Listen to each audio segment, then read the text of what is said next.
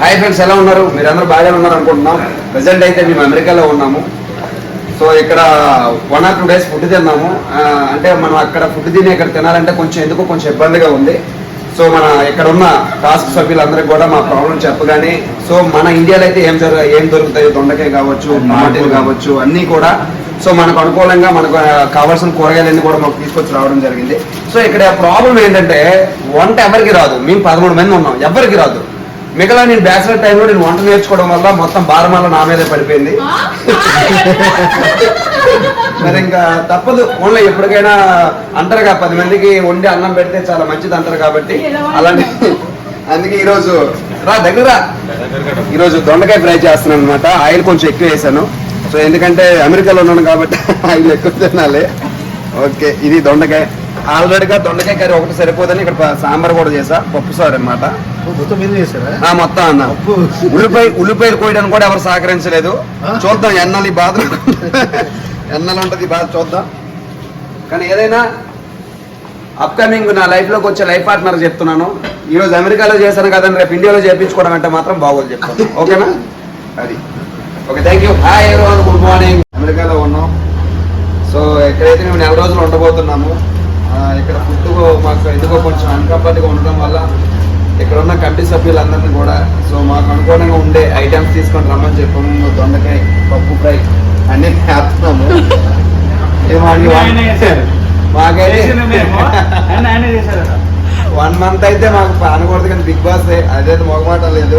ఎవరు తాలే వండుకోవాలి, ఎవరు తాలే కొడుకోవాలి, అన్న మొగమాటగా లేదు. రూల్స్ అండ్ రెగ్యులేషన్ చాలా ఉన్నాయి.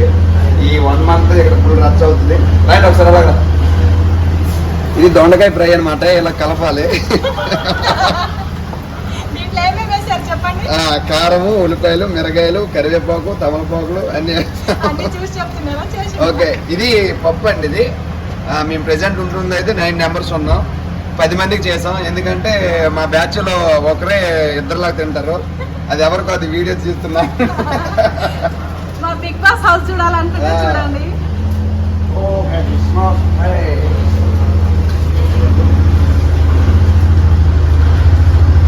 ఇతను పేరుని రాజ్ కుమార్ అన్నయ్య. ఇతను మా షరీఫ్ మాస్టర్, డాన్సర్ అన్నయ్య. తబలా హుసేన్ అన్నయ్య.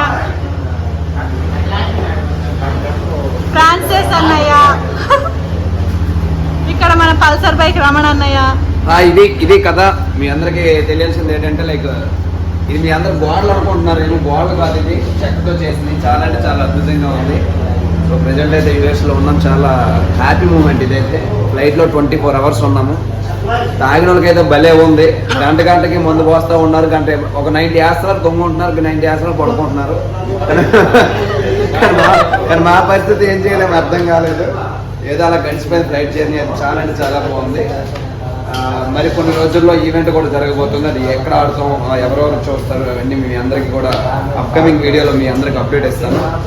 సో అప్పటికప్పుడు మాకు టీవీ లేదంటే అనకూడదు, కానీ టాస్క్ సర్పంచ్ గారు అయినటువంటి మన అమర్నాథ్ గారు అప్పటికప్పుడే టీవీ కూడా